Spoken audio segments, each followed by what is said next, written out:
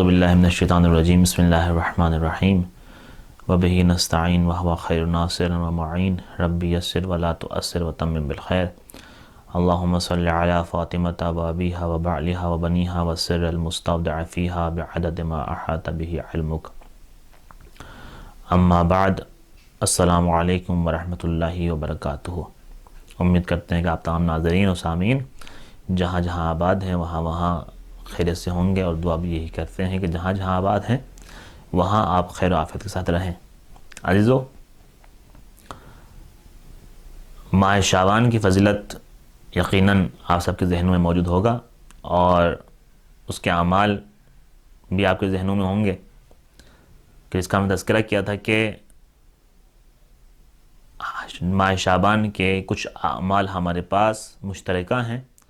اور کچھ اعمال ہمارے پاس مخصوصہ ہیں کہ جس کو ہم دن بدن اس کی تقسیم بندی کرتے ہیں کہ پہلی شعبان کی کیا فضیلت ہے، دوسری کی کیا فضیلت ہے، تیسری کی کیا فضیلت ہے۔ اسی میں کچھ ایام آتے ہیں جیسا کہ شب نیمہ شعبان۔ اسی طرح ہمارے پاس جب میں اس کی مثال دوں، رجب کا مہینہ جیسا کہ ابھی گزرا آپ کے سامنے، کہ جس میں بھی کچھ اعمال تھے مشترکہ تھے اور کچھ اعمال تھے ہمارے پاس مخصوصہ تھے، اور اس میں سے ہمارے پاس کچھ اعمال کچھ دن کی مناسبت سے، کہ جس کی میں مثال دوں آپ کو شب بعثت اور روز بعثت، کہ جس کے اعمال کچھ مخصوصہ اعمال ہیں کہ جس کی فضیلت اتنی ہے کہ ہر مومن کو یہ اعمال ضرور انجام دینے چاہیے، اور بالخصوص اس دن کا روزہ تو ضرور رکھنا چاہیے۔ تو عزیزو، یہ پروردگار عالم نے ہم جیسے مصروف انسانوں کے لیے یہ ایک فائدہ، ایک بینیفٹ ہمیں عطا کیا ہے کہ جس میں پروردگار عالم نے اور ہمارے علماء کرام نے روایت معصومین کے مد نظر میں کچھ اعمال کو مشترکہ اور کچھ اعمال کو مخصوصہ، اور ایک مومن کو اور ایک مسلمان کو اور ایک اہل بیت کے چاہنے والے کو جو کس در سے وابستہ ہے، اس کو یہ ضرور چاہیے کہ وہ اگر مخصوصہ اعمال نہ بھی کر سکے تو وہ یہ کوشش کرے کہ وہ مشترکہ اعمال انجام دے جتنا ہو سکے۔ اور مشترکہ اعمال اتنے کوئی بڑے نہیں ہیں، اتنے کوئی لمبے چوڑے نہیں ہیں، چلتے پھرتے بیٹھتے اٹھتے، کوشش کرے کہ وہ یہ اعمال انجام دے۔ آئیے ہم اسی کا تذکرہ کرتے ہیں کہ روایت معصومین کی نظر میں ہمارے علماء کرام نے جو تقسیم بندی کی ہے اعمال مشترکہ اور اعمال مخصوصہ کی، کہ جس میں ہم جب شعبان کے مہینے میں ہم جب دیکھتے ہیں کہ ایسے کون سے اعمال ہیں جو کہ ایک انسان مشترکہ طور پر انجام دے سکتا ہے، اپنی مصروفیات میں سے وقت نکال کر یہ اعمال انجام دے سکتا ہے، تو ہمارے پاس دو قسم کے اعمال ہیں جس کو ہم ایک تو مشترک کہتے ہیں، جس کا یہ لفظ جو ہے بار بار آپ کے سامنے تکراراً ہم عرض کر رہے ہیں۔ ان میں سے ہمارے پاس جو مشترکہ اعمال ہیں ان میں سے پہلی چیز تو یہ ہے کہ آپ روزانہ 70 مرتبہ استغفر اللہ و اسألہ التوبہ، بہت آسان سا جملہ ہے، استغفر اللہ و اسألہ التوبہ، استغفر اللہ، میں خدا کی مغفرت چاہتا ہوں، و اسألہ التوبہ، اور پروردگار عالم سے توبہ کی توفیق طلب کرتا ہوں۔ اللہ اکبر۔ عزیزان گرامی، یہ جو جملے ہیں یہ روایت معصومین کے جملے ہیں، یہ معصوم کے جملے ہیں، اور معصوم کا کلام بھی کلاموں کا امام ہوتا ہے، امام کا کلام بھی کلاموں کا امام ہوتا ہے۔ تو انسان کو چاہیے کہ روزانہ 70 مرتبہ یہ کہے استغفر اللہ و اسألہ التوبہ۔ یہ میرے خیال میں اس کے لیے آپ کو کوئی کسی جگہ پر جائے نماز پر ہی بیٹھ کے یہ پڑھنا ضروری نہیں ہے، آپ کہیں پر بھی ہوں آپ کو یہ جملہ یاد رکھنا ہے اور اس کو پڑھنا ہے۔ ایک مرتبہ میں آپ کے سامنے پھر دہرا لیتا ہوں، استغفر اللہ و اسألہ التوبہ، کہ میں خدا کی مغفرت چاہتا ہوں اور پروردگار عالم سے توبہ کرنے کی، توبہ کی توفیق طلب کرتا ہوں۔ اس کے بعد جو ہمارے پاس جو مشترکہ اعمال میں جو دوسرا عمل ہے وہ ہمارے پاس یہ ہے کہ انسان کو روزانہ 70 مرتبہ یہ کہنا چاہیے، استغفر اللہ الذی لا الہ الا هو الرحمن الرحیم الحی القیوم واتوب الیہ۔ ایک مرتبہ پھر آپ کے سامنے دہرا لیتے ہیں ہم، استغفر اللہ الذی لا الہ الا هو الرحمن الرحیم الحی القیوم واتوب الیہ، کہ میں، اس کا ترجمہ یہی ہوگا کہ بخشش کا طالب ہوں اللہ سے کہ جس کے سوا کوئی معبود نہیں، لا الہ الا ہوا، وہ بخشنے والا مہربان ہے، زندہ ہے، نگہبان ہے، اور میں اس کے حضور توبہ کرتا ہوں۔ اللہ اکبر۔ عزیزان گرامی، یہ آپ کو 70 مرتبہ روزانہ آپ کو یہ دہرانا ہے۔ آسان جملہ ہے، استغفر اللہ الذی لا الہ الا هو الرحمن الرحیم الحی القیوم واتوب الیہ۔ اور عزیزو کوشش کیجئے گا، ایک تو جو ہم صدقہ اور خیرات کی بات کرتے ہیں تو کوشش یہ کرنا چاہیے ایک مومن گرانے کو، ایک اہل بیت کے چاہنے والے کو، کہ وہ اپنے ہر دن جب باہر نکل رہا ہے، اور اس وقت دنیا کے حالات بھی کافی خراب ہیں، وہ کوشش کرے کہ گھر سے باہر نکلتے ہوئے کچھ صدقے کے طور پر کچھ پیسے یا کچھ رقم اپنے گھر میں ایک ایسی جگہ مختص کرے کہ وہ اس صدقے کو وہاں رکھ کر جائے اور بعد میں اس کے مستحقین تک ضرور پہنچائے۔ اور ہمیں اس مہینے میں یہ فضیلت بھی ملتی ہے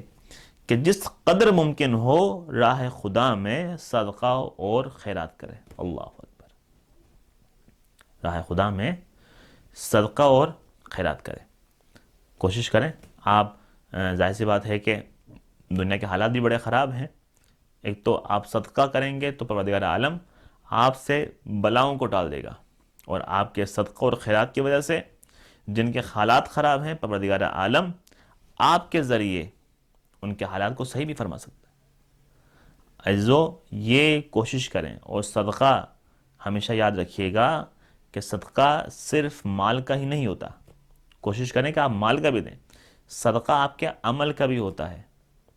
صدقہ اگر آپ کے پاس تعلیم ہے اور آپ اس تعلیم کو آگے بڑھا رہے ہیں، یہ بھی ایک صدقہ ہے۔ آپ کے پاس مال ہے، آپ اس مال کو آگے عطا کر رہے ہیں، یہ بھی صدقہ ہے۔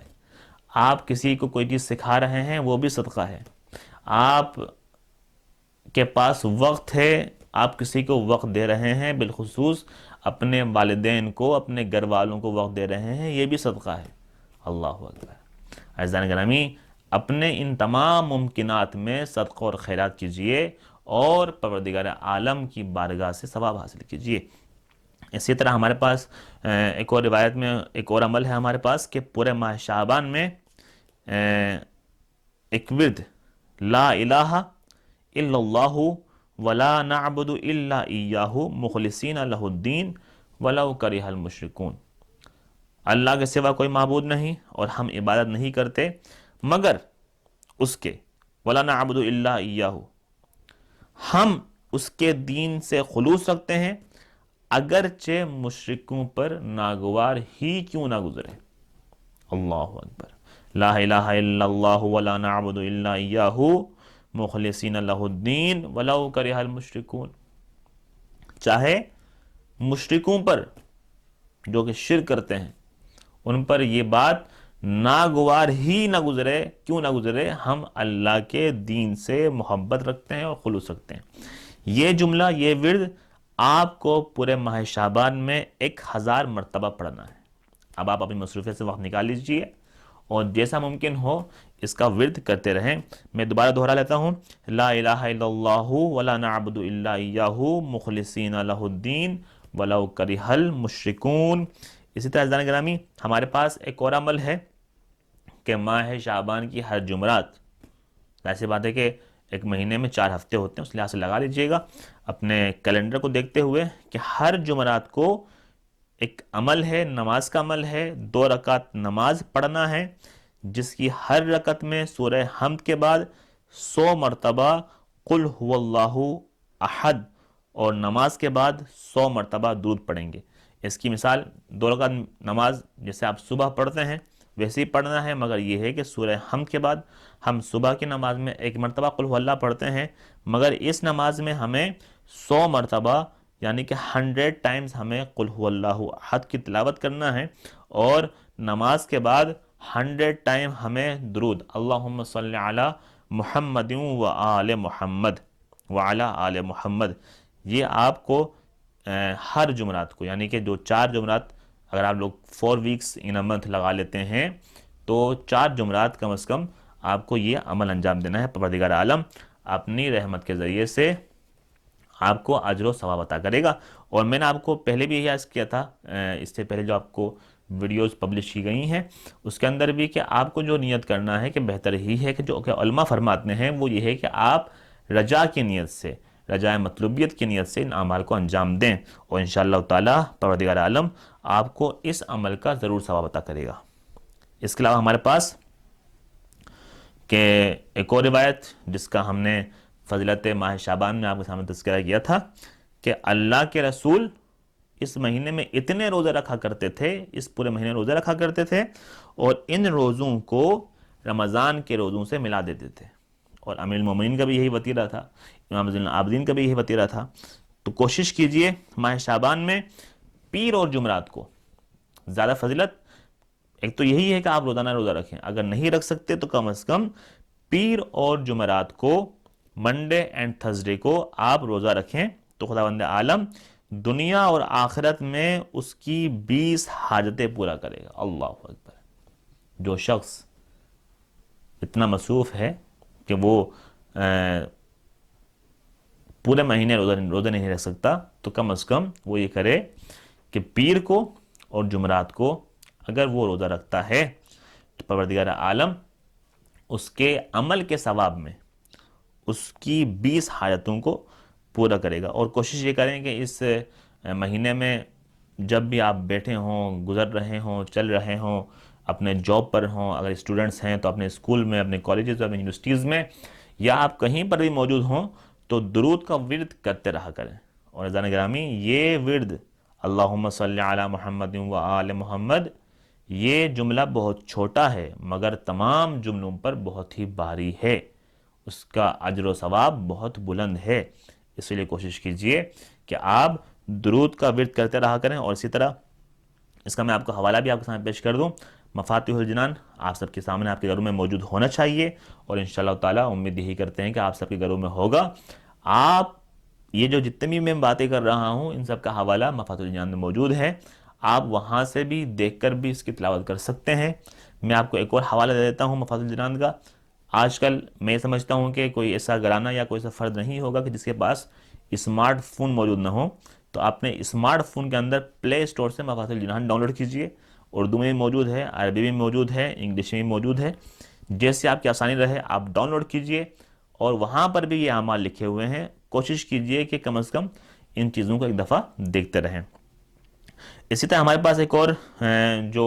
مشترکہ اعمال میں وہ ہے کہ ماہ شعبان میں روزانہ زوال کے وقت اور 15ویں شعبان، ایک تو زوال کے وقت روزانہ، اور 15 شعبان کی رات کو امام زین العابدین سے ایک دعا منقول ہے جو کہ مفاتیح الجنان میں بھی آپ کو مل جائے گا، اور کئی کتابوں میں اس کا تذکرہ موجود ہے. میں مفاتیح کی اس لیے تاکید کر رہا ہوں